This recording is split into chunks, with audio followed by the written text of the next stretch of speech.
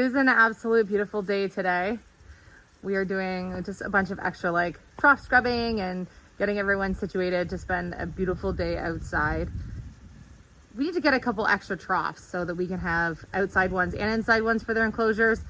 And I was going to mention something about on today's video about Atlas as well, so don't let me forget.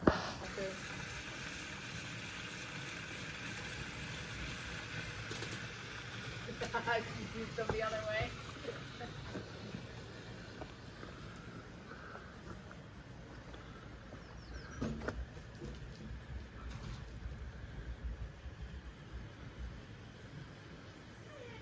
Okay, so one of our YouTube family members, I'm going to put the comment in the video here for you, noticed or realized something in regards to Atlas that I hadn't thought of. Sometimes when you're actually like in this situation, you can miss and like overlook certain things that are going on. It's so easy to do. And you guys are always so good at remembering things, just even something that I've said or something that you've seen, or, you know, an observation that you make that maybe me being in the moment or like here on property that I miss. And so I'm so thankful for that. So one of our YouTube family members commented that, isn't Atlas one of the goats who like to lay in the water bowl? So as you know, we found Atlas in the water bowl, and I hadn't even thought of that because he always likes to lay down in the water bowl. And I'm wondering if he was thinking that the water bowl was going to be warm, because outside, I think he likes to lay in them because the water bowls get warm from the sun, because the grain bowl that he usually lays in outside was in the trough with water in it. Perhaps he climbed his way into the water bowl thinking that it would be warm. Once he got wet, he was in there. So although it was only this tall, maybe once he got wet, it was cold and it kind of shocked him. And then he just kind of like laid there, and luckily I was able to save him, but he's doing really well. I'm going to give you a little glimpse of him today. He's doing really good, but you guys are so observative because, like, honestly, I hadn't thought of that. And you're so right. He is our goat that goes to lay in the water bowl. And like, perhaps that's what happened. Still just been circling my brain on like, what could have happened? How did he end up in this water bowl? But that is a really good theory. So good on you for noticing that. And see, this is why all of your comments are like so valuable and really truly help me, because I hadn't thought of that myself. These guys are having so much fun. One of their favorite places to go is to dip and dive in this little back wooded area here. And they go underneath and then they dupe each other and go to the other side. It is the cutest ever. They just love each other. He is so smitten with her. It is so sweet to see how absolutely amazing he is with her. And her feelings are mutual. She just adores him.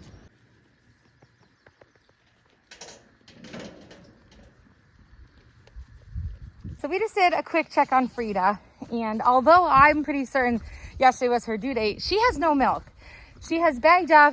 She looks like she is about to pop, as I mentioned earlier this week, but we have no piglets yet. But in all fairness, Chase is away on an overnight trip with school, and he did tell her to wait until he got home. So potentially she's listening to Chase and she's just gonna wait till he gets home this evening, and then she's gonna have her piglets.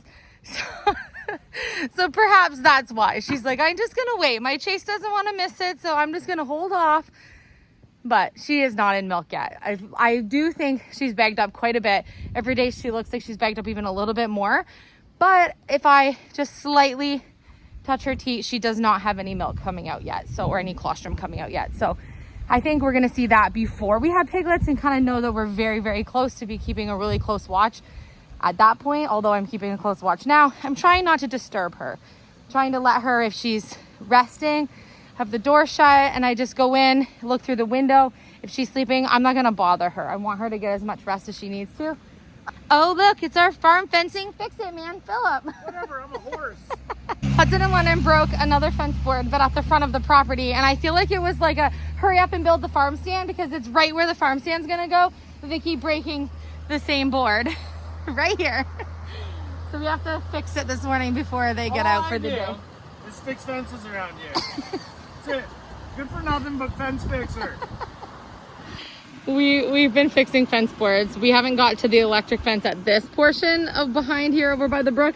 So we need to try to finish that this week, because we are going through not only screws but fence boards like crazy. You can see he's fixing one that we've already repaired because it's the white painted front one. So this whole section that Philip's at is going to come down, including all of the log posts that are here, because this section is going to be revamped when we actually start building the actual farm store or the farm shop. But for right now, we're just trying to keep the boards until we do that. Otherwise, we're just wasting resources we could use elsewhere on the farm. That'll stop them. That'll stop them. Doesn't look pretty, but No. stop them from breaking a fence today. They stick their heads in between. We should have made the gap a little smaller all the way around.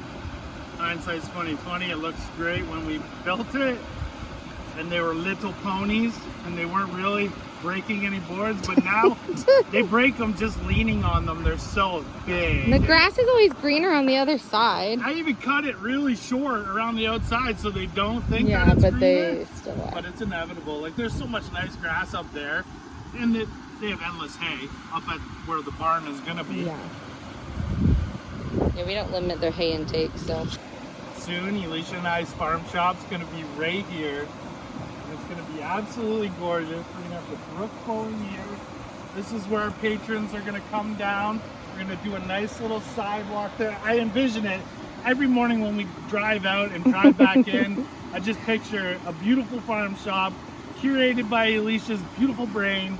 And it's gonna be absolutely the horses here with the "Don't feed me" sign. Need your help. I actually need your help coming up with two different things for the farm shop. I need a really adorable phrase that can be kind of like short and sweet, that can be a sign that can go beside on the fencing that says "Don't feed the animals" or "Don't feed the horses." Something cute, maybe something punny, I'm not sure, but something that clearly says, you know, don't buy something from the farm stand and feed it to the horses, or don't bring something to feed to the horses. Ultimately, we don't want people being able to access and actually touch or feed the horses. So I need some type of a signage phrase that can say that. The way we're building the farm shop, really, people won't be able to access the horses.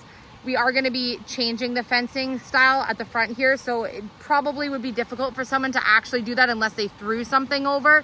But I need a cute little phrase for that. Also, I need a really cute little phrase or wording that I can use to say that we accept cash only, because we are going to be an off-grid little building. We are going to solar our building, but we're going to be off-grid for patrons in terms of like payment systems.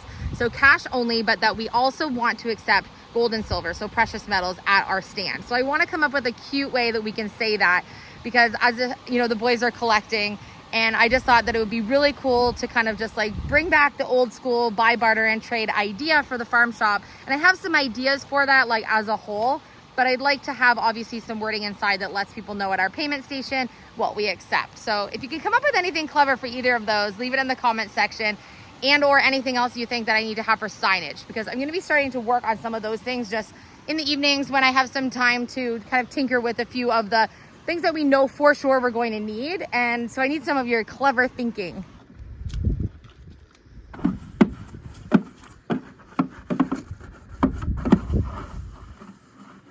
Gets a lot of algae buildup inside these tubs. So we like to do it a few times a week. Make sure our water's nice and clean for our horses. We put water in fresh daily multiple times, but From our well, yeah.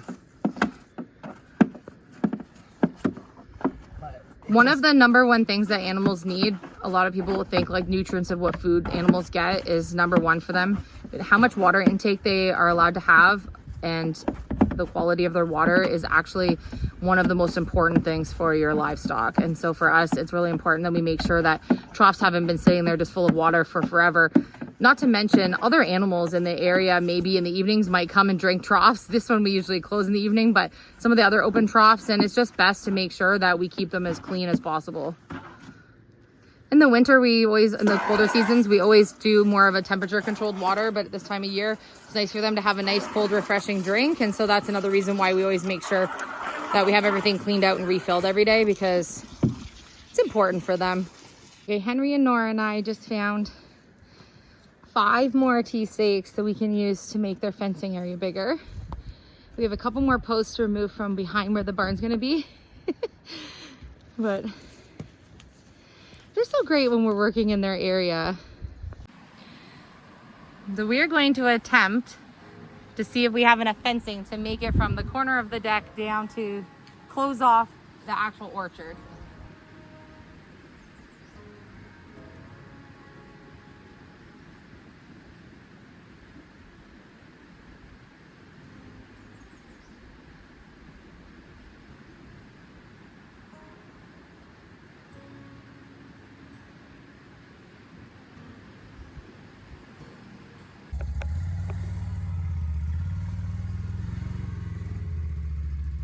Okay, fingers crossed we have enough to do the 2 sections we need to.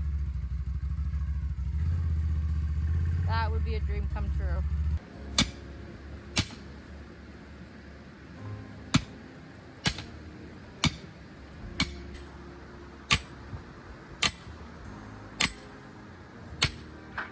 Okay, so we're just using 3 T stakes on this side, kind of hidden by the trees for now. We'll change them to wood when we can. And then I think we should have another 3 wood stakes behind where the barn's getting built. Remember, we were taking down that fencing we weren't using, so we're gonna put those posts every 8 feet here up to the corner of the deck. Should we try to unroll the fencing and make sure we even have enough fencing? Or just go for it and hope for the best? Well, I mean, we can put the posts in and then we're gonna go as far as we get the fencing anyways. Okay.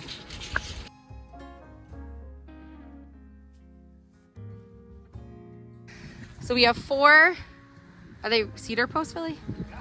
We have 4 round cedar posts back here that we're no longer using since we blocked off behind the barn. So we're gonna take these over so that we can use them at the front for the cattle. Oh, suction. It just rained like crazy, so it might be easier to get them out of here. Might have worked to our, helped to our advantage, right? This one's got screws in it, so. Add the church house to see if we have enough fencing to go from point A to point B. Okay, I'm pretty sure our like 9th tape measure of the year just broke, so. Mom, I think I said this last year, but Chris was stocking. I guess I need another measuring tape. Oh yeah, it will not go back in. If I think of how many... Is it supposed to push itself out? Oh my gosh, how? How does this happen? Every time we do a new project, we need a new tape measure. And it was inside. It's not like it was not being taken care of.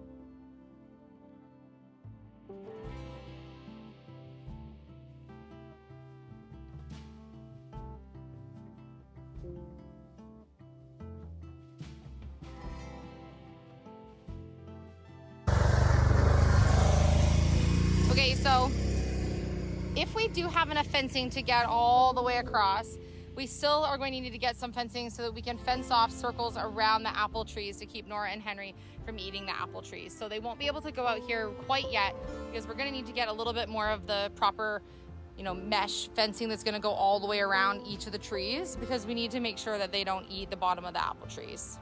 I think it's going to be really important that we put that fencing around the bottom of the apple trees because we don't want Henry and Nora being able to destroy the trees that we've been waiting so patiently for 3 years to grow into any type of tree. They're still so tiny.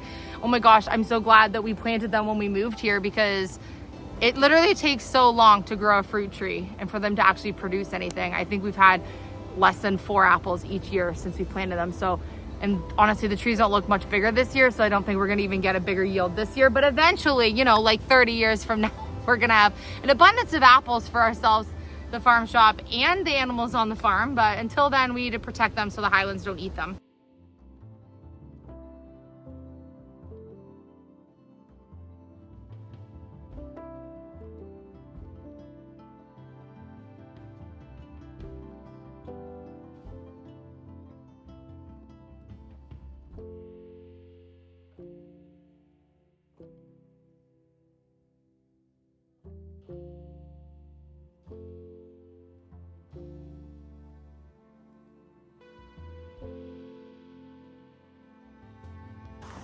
So we didn't want to do the fencing like directly beside the driveway here, so we have lots of room for truck deliveries, hay, things things like that. Plus I do like to have some grass area like on the front of the hill here where obviously there's no animals gonna be, like all in here. Eventually I'll probably put some gardens there, like flowers and stuff. But so we kept it set back a little bit. It's gonna go, these posts are all gonna get cut to 4 feet, and then they'll be right up to the corner of the deck right there, 4 feet. I think I'm definitely going to be growing some flowers on the property in the near future so that I can sell little bundles at the farm shop. I have so many ideas for it, so I'm so excited. But if there was just only more hours in the day, I could get a lot of this stuff started for spring. But I think it's best for me to probably make my list and gather some of my supplies and then kind of get going. But I'm so excited. I think this is gonna be so fun.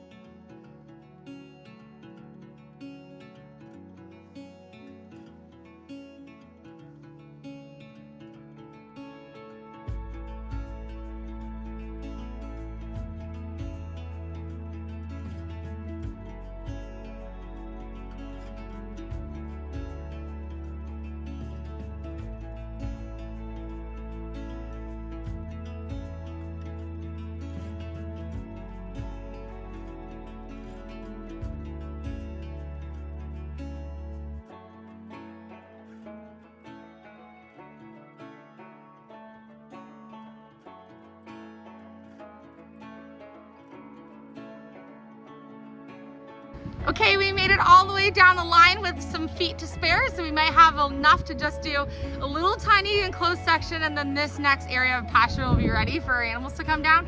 We have to cut the posts and things like that, but it got all the way down. So Atlas and I want to say thank you for watching today's episode. So hoping that tomorrow morning's title is that we're having our first birth on the farm and that Frida has had her piglets.